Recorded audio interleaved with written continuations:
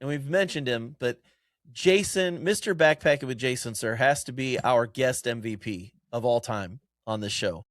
Definitely been on here more than anybody else, and he is the reason that we have poop talk on the Backpacking podcast.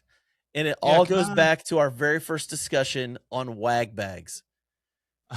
Let me see what way back. Like we're talking within the first 10 episodes of the podcast, I believe. Yeah, I'm gonna see what episode that was on. But you are right, dude. His rant on the wag bags. He just cannot comprehend why anybody would poop into a bag. And I try to explain to him about the microorganisms and the breakdown of the poop and how it's polluting the watershed and it's animals eating the poop that you're putting stuff into their diet that shouldn't be in there. And I mean, there's a million different reasons why, if you're living in Utah or something and there's an area for a wag bag, there's a million reasons why you should use one. But there's zero reasons to Jason. It don't matter what you say. You might as well talk to this wall over here, wag bag or not. He ain't using it. No, and he won't go anywhere if that's if that's the only way you can poop in the woods. He just won't go backpack there. Yeah, he just says, "Nah, that ain't for me. I ain't going." I think that's absolutely hilarious. Jeremiah, what's another one of your favorite guests that we've had on here? Oh, by the way, that was episode 4. If anybody wants to I see knew it was like really early, but he is the inventor of poop talk on Backpacking Podcast. That's all there is to it. And dare I say, I would like to formally nominate him to at some point being inducted in the Backpacking Podcast Hall of Fame. I don't know if you would endorse that or if you need some time to think on it. I don't think that's even a question. I think that has to happen if we're going to do that. All right. Well, let's officially nominate him as a front runner for the Backpacking Podcast Hall of Fame. Yes.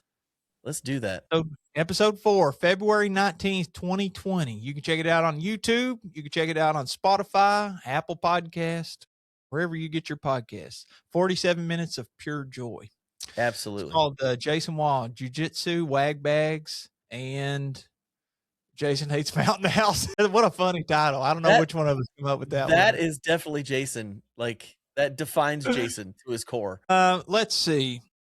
Darwin was episode 10. Can't believe that we somehow got him on so early in the show. But I know. To finish up what we were saying about him, you're asking me about some of my favorite episodes. Having Darwin on was such a surprise because being like one of your heroes on YouTube, and you're never supposed to meet your heroes. And not only was I impressed, I was like surprised because we talked to him, and then the show, it's normally an hour show. In those early days, it was an hour, sometimes 30 minutes. It just depends. Yeah. We talked to him for an hour and 21 minutes on episode 10, and that was the longest episode that we had done so far.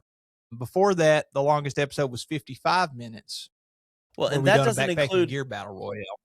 Well, that doesn't even include the 30 minutes we talked to him before we got started and the hour that we talked to him after it was over.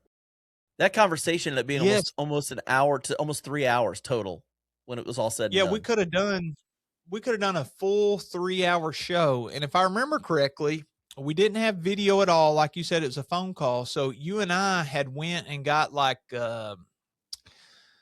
some Cajun food or some Raising Cane's or something. And then we come back to your house and sat at your kitchen table, and we were like, all right, let's call him. And then we talked to him, and we could have done the full 3 hours.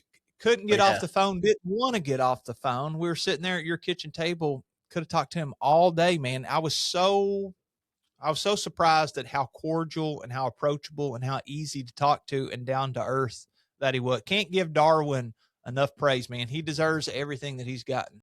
Well, and I'm going to go so far as to say Dixie's the exact same thing. Dixie is as sweet in person as she is in her videos. Like, she doesn't turn it on for the camera. That's just who she is.